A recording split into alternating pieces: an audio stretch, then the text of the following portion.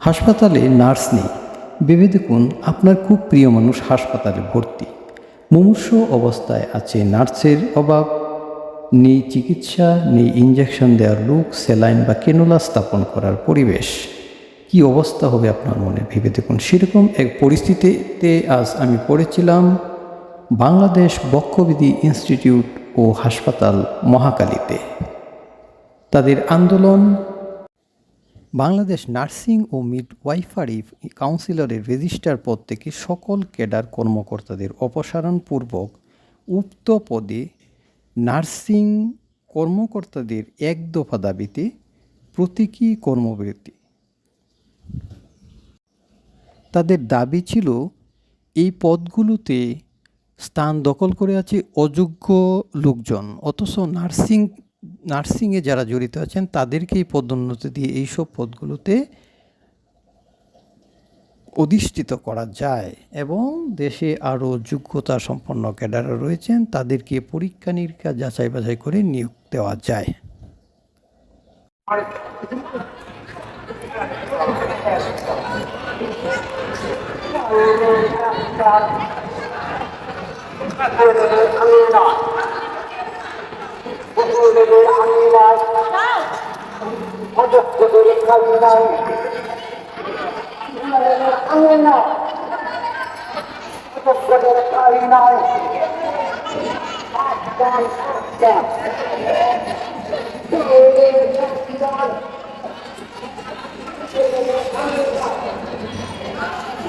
Already আমাদের দেশে channel আছে, থেকে সরাসরি সম্প্রচার করা হবে আমাদের কর্মসূচি।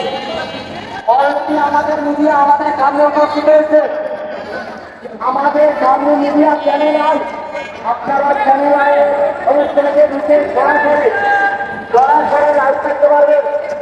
চ্যানেল আয়ের